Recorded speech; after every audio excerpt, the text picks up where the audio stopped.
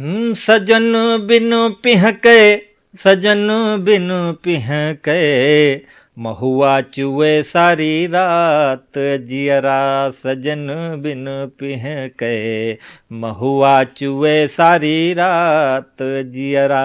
सजन बिन पिहके।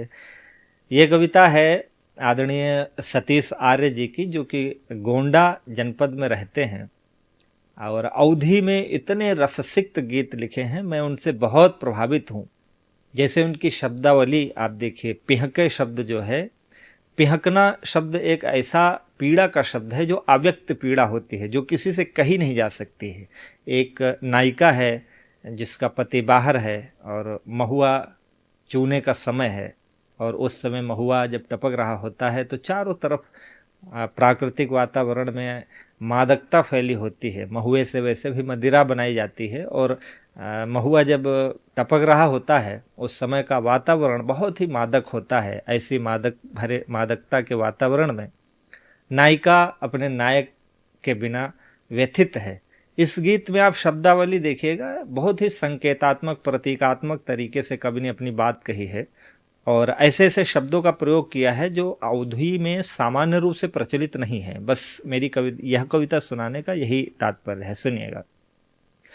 कि महुआ चुए सारी रात जियरा, सजन बिन पिहके, कोहबर के सुधि भय सतुरंगी। कोहबर आप बहुत सारे लोग न जानते होंगे, नए बच्चे तो बिल्कुल नहीं जानते होंगे। विवाह के बाद घर में कुल देवता के पास एक रस्म होती है जिसमें पति पत्नी एक दूसरे को पहली बार स्पर्श करते हैं। कोहबर बोलते हैं उसको अवधी में। उसका स्मरण करती है नायिका और कहती है कि पहले स्पर्श का स्मरण आ रहा है, और पति को अपने याद करते हुए कहती है कि कोहबर कै सुधि भय सतुरंगी, नेह पिया कै सुगना पंखी, सालई भांवर सात जियरा। सजन बिन पिहके, महुआ चुए सारी रात जियरा। सजन बिन पिहके। साले का मतलब एक ऐसी चुभन जिसमें बर्दाश्त करने की क्षमता भी है और बर्दाश्त भी नहीं हो रही है। सालना मतलब जैसे चारपाई में चारपाई की पार्टी लगाई जाती है, उसको सालना बोलते हैं। तो सालना भी चुभने से अलग है, लेकिन उसका एक अलग ही आनंद है शब्द का। कि सालई भांवरी सात जियरा, सजन बिन पिहके, महुआ चुए सारी रात जियरा। सजन बिन पिहके। एक पीड़ा सुनिए। कि सांस सांस हुई गई महुआरी। महुआरी मतलब महुए की गंध या महुए की बाग या एक मादकता का प्रतीक है। कि सांस सांस हुई गए महुआरी, टूट देह डसई बसवारी।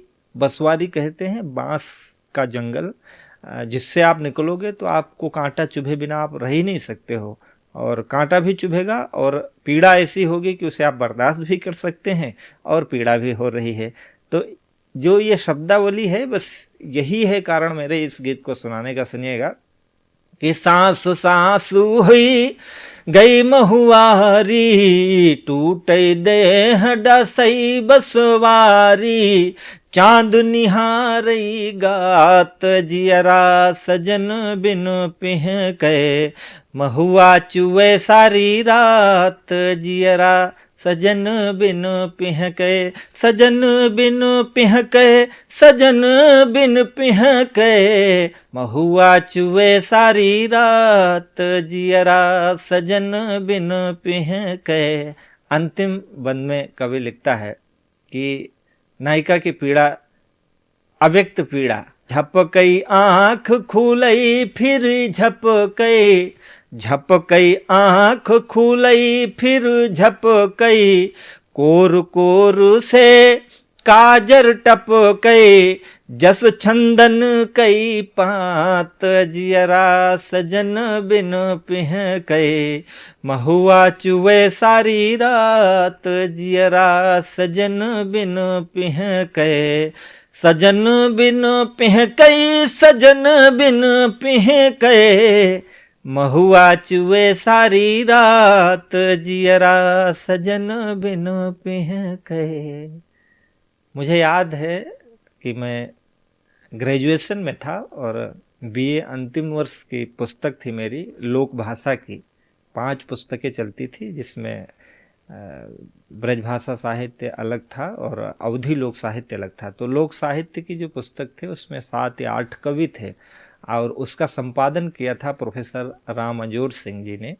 राम अंजोर सिंह जी उस समय अवध विश्वविद्यालय के अंदर में आने वाले एक महाविद्यालय था रामनगर में, तो उस रामनगर महाविद्यालय में वो प्रधानाचार्य थे और उन्होंने उस पुस्तक को संपादित किया था जिसमें 7-8 अवधि के कवि थे। और उस कविता की भूमिका में इस कविता की पंक्तियां थी, कोहबर के सुध भय सतरंगी, नेह पिया के सुगना पंखी।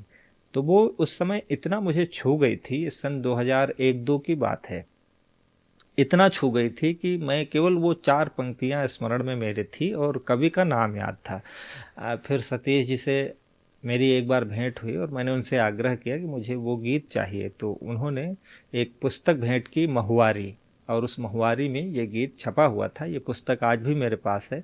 आपको भी कभी समय मिले तो सतीश आर्य जी से जरूर लीजिएगा ये पुस्तक। उसमें बहुत कई सारे सुंदर सुंदर गीत छपे हुए हैं। अवधी का साहित्य इतना विराट और इतना विस्तृत है, पर अवध के लोग इतने आनंद में रहते हैं कि वो सिर्फ अपने आत्मानंद के लिए लिखते और गाते हैं। मैं आप तक पहुंचा रहा हूं। मेरा यह प्रयास कैसा है आप मुझे ज़रूर बताइएगा। और अगर आपके पास भी अवधी की कोई ऐसी कविता है जो हमारे कवि तमाम दिवंगत हो गए हैं, जैसे लवकुश दीक्षित जी बहुत ही मीठा और सस्वर गाते थे, काका बैसवारी थे, सनकी जी थे, अवधी में बहुत सारे कवि थे जिन्होंने बहुत सुंदर लिखा है, बहुत सुंदर गाया है, लेकिन उनका साहित्य बिल्कुल मिल नहीं रहा है। आपके पास यदि हो तो मुझे उपलब्ध कराने की कृपा करें। नमस्कार। जयराम जी की।